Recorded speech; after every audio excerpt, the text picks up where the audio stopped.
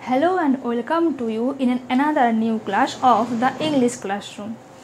আমরা যখন কথা বলি তখন কতগুলো শব্দ বলি আর এই শব্দগুলোকে আমরা বলে থাকি ওয়ার্ড। আর এই ওয়ার্ডগুলো যদি পাশাপাশি বসে তখন হয় সেন্টেন্স বা বাক্য। আর আজকে আমরা জানবো সেন্টেন্স কি এবং একটা সেন্টেন্স আমরা কিভাবে গঠন করব। So I am Susmita and you are watching the English classroom. Let's get started. প্রথমে আমরা জেনে নেব হোয়াট ইজ সেন্টেন্স।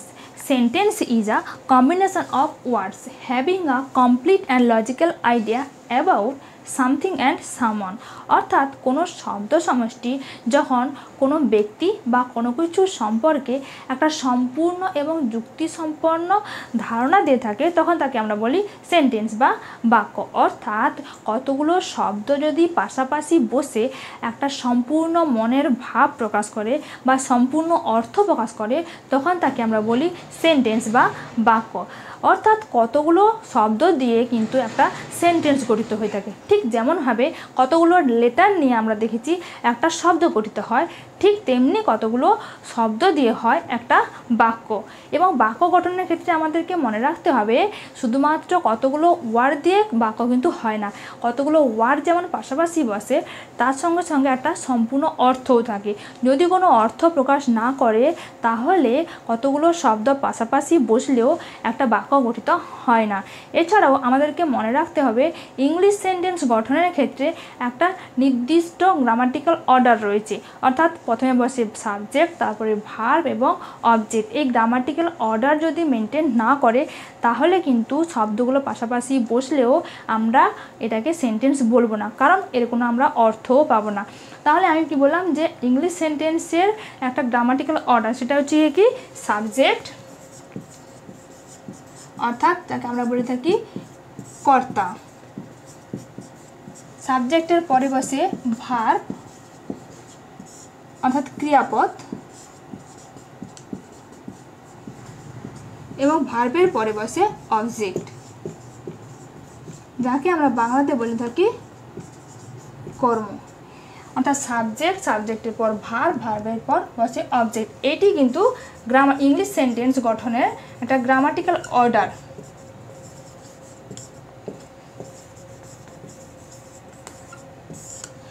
এটা ইংলিশ সেন্টেন্স গঠনের নিয়ম। এবার আমরা জেনে নেব এই সাবজেক্ট, ভার্ব এবং অবজেক্টটা আসলে কি। প্রথমে এগুলোর মধ্যে আমাদেরকে জানতে হবে ভার্ব সম্পর্কে, অর্থাৎ ক্রিয়াপদ কি। আর verb is a action word, অর্থাৎ একটা ক্রিয়াপদ মানে একটা কাজ করা বোঝাবে, যে শব্দটির দ্বারা একটা কাজ করা বোঝাবে। অর্থাৎ থাকা, ঘুমানো, খাওয়া, হাঁটা চলা, নাচা ইত্যাদি। অর্থাৎ কোনো কাজ করা বোঝালে ওটা হয়ে যায় কি ক্রিয়াপদ বা ভার্ব। অর্থাৎ verb is a action word. এছাড়াও কাজ করা বোঝায়। এছাড়াও আমরা দেখব যে হওয়া কিংবা আছে কিংবা ছিল এই সমস্ত অর্থ প্রকাশ করলেও কিন্তু ভার্ব হয়ে থাকে, যেগুলো আমরা অক্সিলারি ভার্ব পড়ানোর সময় দেখব। এরপরে আমরা খুঁজব কি সাবজেক্টকে, অর্থাৎ কর্তা সম্পর্কে। যে ভার্বটা আমরা পেয়েছি সেই ভার্বকে যদি আমি কে বা কারা দিয়ে প্রশ্ন করি, যে ভার্বটা আমরা পেয়েছি সেই ভার্বকে যদি আমি কে কিংবা কারা দিয়ে প্রশ্ন করি তাহলে যে উত্তরটা পাবো সেটি হয়ে যায় কি সাবজেক্ট। এরপরে আমরা দেখব অবজেক্ট বা কর্ম সম্পর্কে।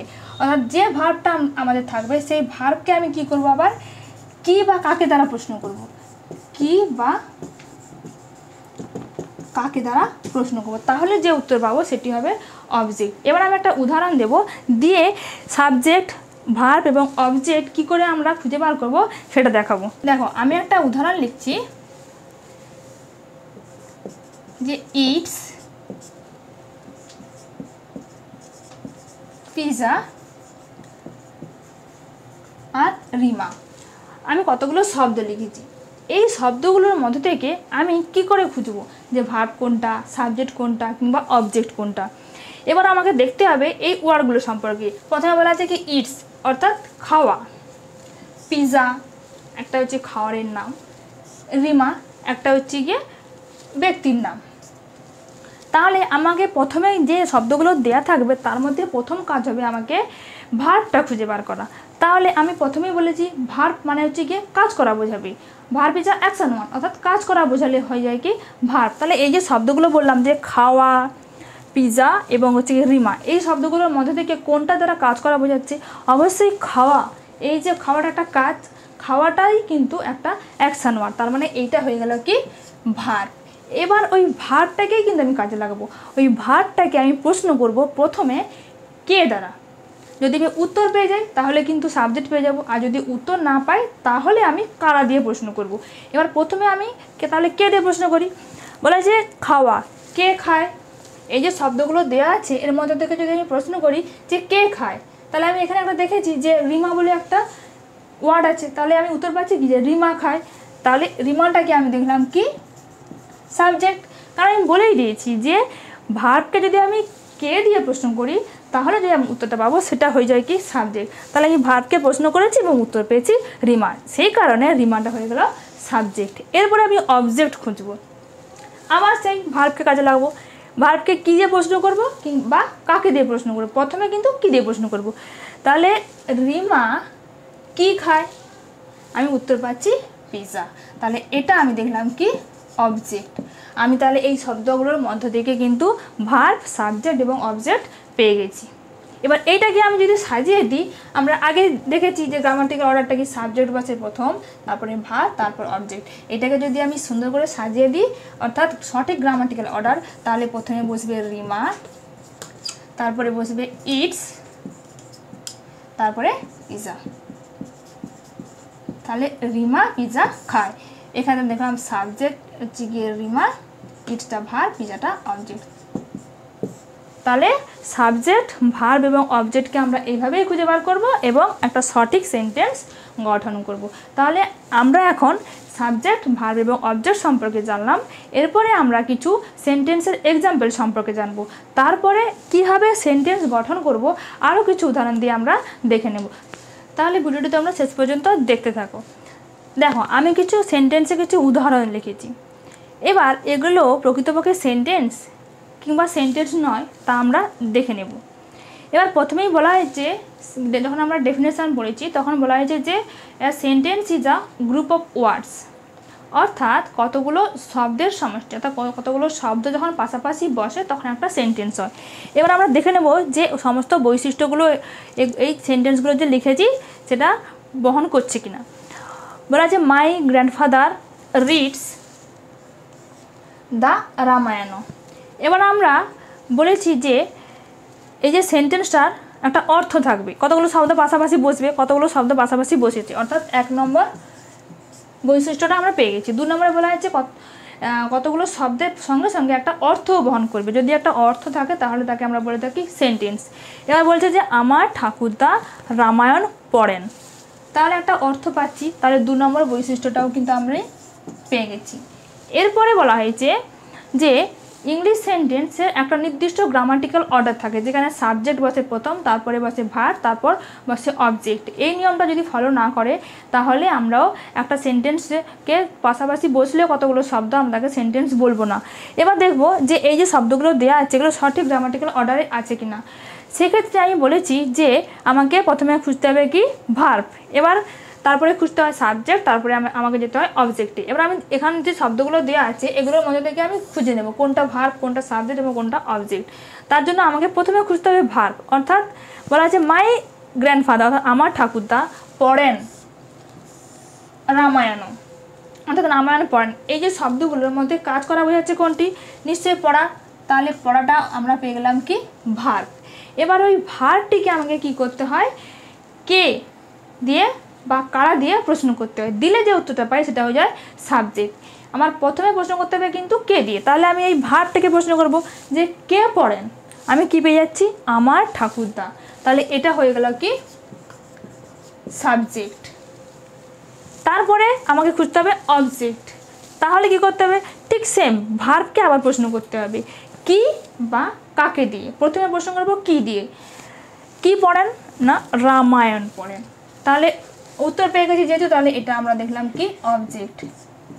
তাহলে ইংলিশ সেন্টেন্সের প্রথমে বসে সাবজেক্ট, তারপরে বসে ভার্ব এবং অবজেক্ট। এই সেন্টেন্সের ক্ষেত্রে আমরা দেখলাম সঠিক গ্রামাটিক্যাল অর্ডার অনুযায়ী কিন্তু বসেছে, অর্থাৎ 3 নম্বর বৈশিষ্ট্যটিও আমরা পেয়ে গেছি। তাহলে আমরা বলবো যে my grandfather reads the Ramayana, এই সেন্টেন্সটি অবশ্যই একটা সঠিক সেন্টেন্স। এরপরে আমরা দেখব 2 নম্বর যেটা আমি লিখেছি সেটা প্রকৃতপক্ষে সেন্টেন্স নাকি সেন্টেন্স নয়।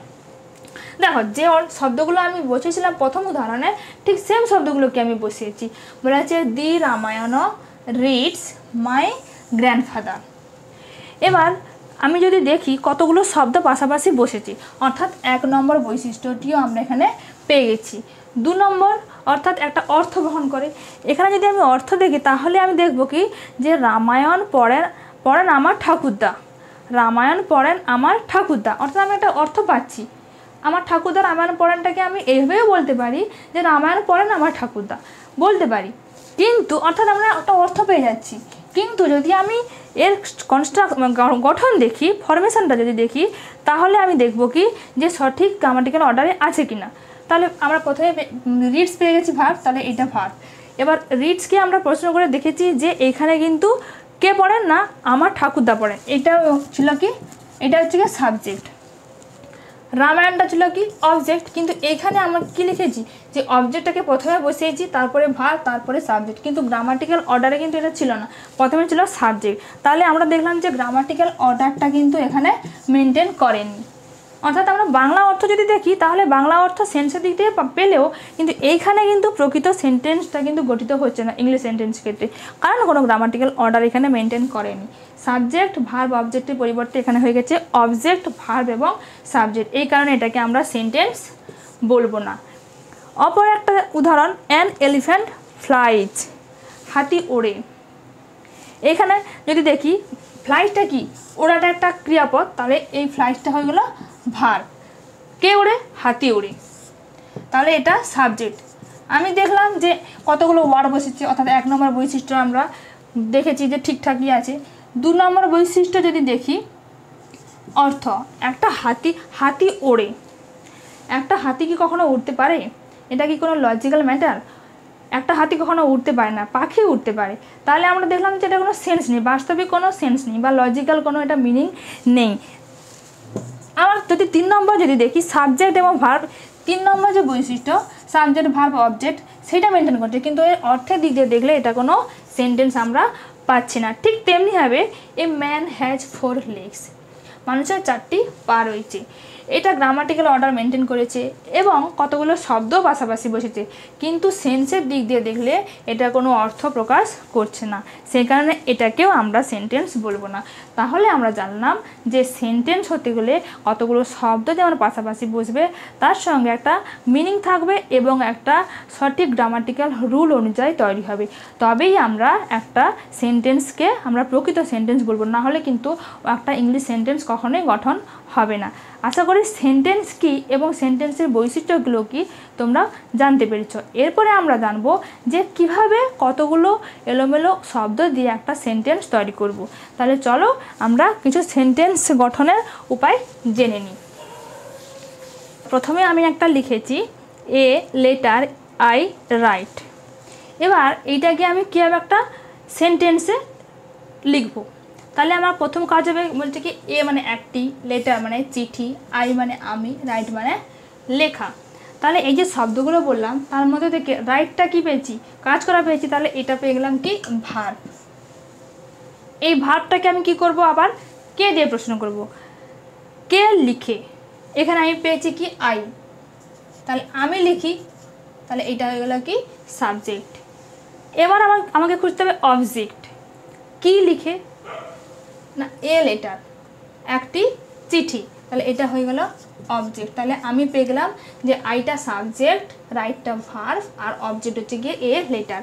এবার ইংলিশ সেন্টেন্সে গ্রামাটিক্যাল অর্ডারে আমি যেভাবে লিখতে হয় সেটা বসিয়ে দেব, আই সাবজেক্ট, তারপর verb right, I write a letter, আমি একটি চিঠি লিখি, হলো একটা সেন্টেন্স। অর্থাৎ এলোমেলো শব্দগুলোকে তাহলে আমি ঠিক সাবজেক্ট ভার্ব এবং অবজেক্ট খুঁজে প্রপার গ্রামাটিক্যাল অর্ডার অনুযায়ী বসিয়ে একটা সেন্টেন্স তৈরি করব। দ্বিতীয় সেন্টেন্স যদি আমি দেখি, দ্বিতীয় উদাহরণের ক্ষেত্রে দেখব হিজ মাদার, তার মা, লাভস ভালোবাসে, হি সে, তাহলে আমি দেখলাম কি বাক্যটা কিন্তু অর্থ প্রকাশ করছে না। তাহলে আমাকে কি করতে হবে, একটা অর্থপূর্ণ বাক্য গঠন করতে হবে। এখানেও সেম, সেই সাবজেক্ট ভার্ব এবং অবজেক্টকে খুঁজবো। তাহলে এতগুলো শব্দের মধ্যে ভালোবাসা, এটা হচ্ছে কি ক্রিয়াপদ হয়ে যাচ্ছে, একটা ভার্ব। এবারে ভার্বকে প্রশ্ন করবো কে ভালোবাসে, না সে ভালোবাসে, তাহলে এটা হয়ে গেল সাবজেক্ট। তারপরে আমি অবজেক্ট খুঁজবো, কি ভালোবাসে, উত্তর পাচ্ছি না, তাহলে কাকে ভালোবাসে, তার মাকে। তাহলে এখানে কিন্তু দেখলাম যে কি দিয়ে আমি উত্তর পাইনি বলে কাকে দিয়ে প্রশ্ন করেছি।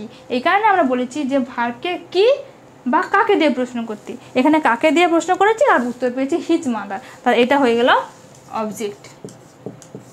এবার ঠিক গ্রামাটিক্যাল অর্ডার অনুযায়ী বসাবো, হি সাবজেক্ট, তারপরে বসে ভার্ব লাভস, তারপরে বসে অবজেক্ট অর্থাৎ মাদার, হিজ মাদার। তাহলে সে হি লাভস হিজ মাদার, সে তার মাকে ভালোবাসে। তাহলে এটাও একটা হয়ে গেল কি সেন্টেন্স। তাহলে এলোমেলো শব্দগুলোকে দিয়ে আমি কীভাবে সেন্টেন্স গঠন করেছি তা আমি আলোচনা করেছি। আশা করি তোমরা ক্লাসটি অবশ্যই বুঝতে পেরেছ।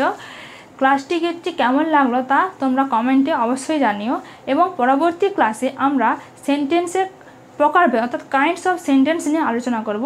সুতরাং তোমরা ক্লাসটিকে অবশ্যই ফলো করতে থাকো।